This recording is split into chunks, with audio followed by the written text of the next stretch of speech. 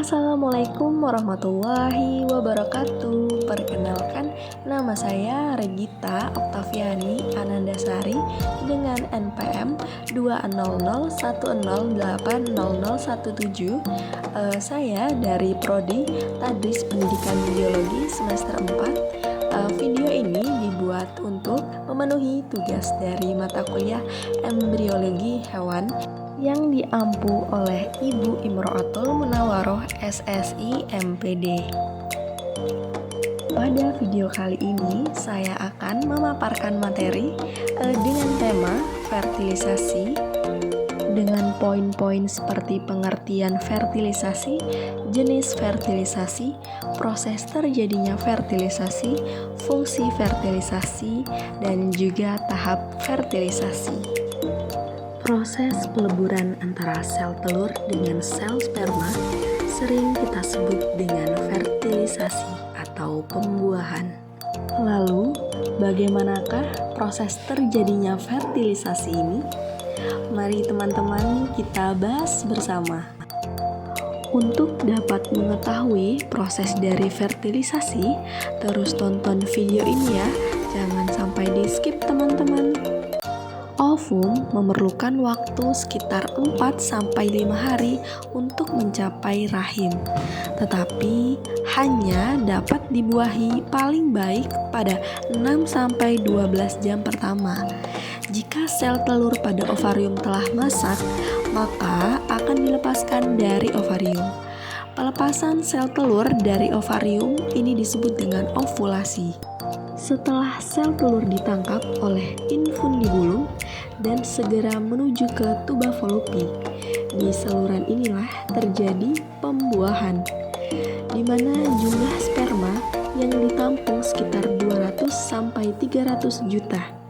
Namun, biasanya hanya satu sperma yang mampu membuahi sel telur. Fertilisasi antara sel telur dengan sel sperma menghasilkan zigot. Pada hari keempat, zigot sudah menjadi segumpal sel atau morula. Pada hari ke-7, gumpalan sel tersebut sudah tersusun menjadi selapis sel yang mengelilingi suatu ruangan yang berisi sekelompok sel di dalamnya atau blastula. Lapisan sel bagian luar akan berkembang menjadi ari-ari atau yang disebut juga dengan plasenta dan juga akan berkembang menjadi selapis janin. Sedangkan kelompok kecil di bagian dalam akan tumbuh menjadi janin. Lalu zigot akan terus bergerak dari saluran telur ke uterus. Sejalan dengan waktu, zigot akan mengalami pembelahan sel. Setelah sampai di rahim, gumpalan sel tersebut akan melekat pada selapis lendir rahim dan akan mulai membenamkan dirinya pada selaput lendir atau nidasi. Zigot yang telah berada di dalam rahim akan terus tumbuh dan berkembang menjadi embrio. Di dalam rahim, embrio mendapatkan makanan dari tubuh si ibu melalui plasenta atau ari-ari. Masa embriologi pada manusia yaitu sekitar 9 bulan 10 hari, di mana bila bayi yang sudah siap melahirkan, otot-otot pada rahim berkontraksi secara teratur dan mendorong bayi keluar dari rahim. Embrio sendiri dilindungi oleh selaput pembungkus sel, di mana selaput tersebut terdiri dari amnion, karion, kantong kuning telur atau yolk, dan juga allantois. Yang pertama ada amnion. Amnion merupakan membran yang langsung melingkupi embrio dalam satu ruangan yang berisi cairan amnion atau cairan ketuban. Cairan ini berfungsi untuk mendapatkan atau menjaga embrio untuk dapat terus bergerak bebas dan dapat melindungi embrio dari perubahan suhu tubuh yang drastis serta guncangan dari luar. Yang kedua ada korion. Korion merupakan membran terluar yang melindungi embrio. Korion membentuk filikorion atau jonjot di dalam endometrium yang berisi pembuluh darah yang berhubungan langsung dengan peredaran darah ibunya melalui plasenta. Jadi, plasenta merupakan penghubung antara embrio dan jaringan ibunya, di mana plasenta mampu mengalirkan oksigen dan zat-zat makanan dari ibu ke embrio, serta dapat mengalirkan sisa-sisa metabolisme dari embrio ke peredaran darah ibunya. Yang ketiga, ada kantong kuning telur. Kantong kuning telur terletak di antara amnion dan juga plasenta. Kantong kuning telur merupakan membran berbentuk kantong yang merupakan tempat pembentukan sel-sel dan pembuluh-pembuluh darah pertama embrio. Yang keempat ada allantois. Allantois merupakan membran yang terletak di antara tali pusat. Allantois berfungsi sebagai alat respirasi, juga saluran makanan dan juga ekskresi. Dalam allantois terdapat pembuluh darah yang menyalurkan zat-zat makanan dan oksigen dari ibu dan mengeluarkan sisa-sisa metabolisme. Fertilisasi dikelompokkan menjadi dua bagian. Yang pertama yaitu fertilisasi secara eksternal, merupakan proses pembuahan ovum oleh sperma yang terjadi di luar tubuh organisme betinanya.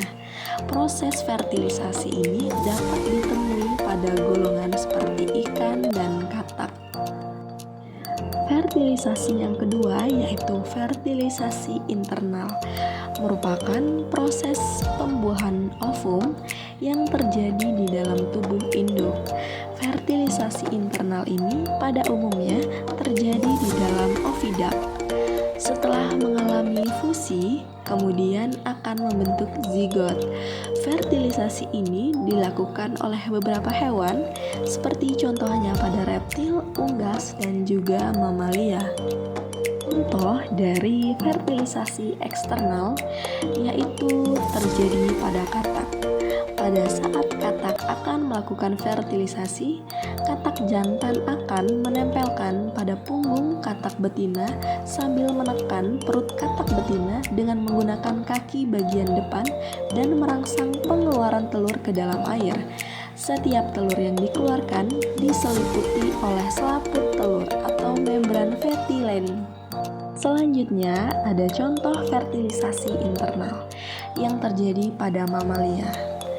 Pada mamalia jantan dan mamalia betina memiliki alat kelamin luar, sehingga pembuahannya bersifat internal. Sperma yang dihasilkan testis disalurkan melalui vas deferens yang bersatu dengan ureter.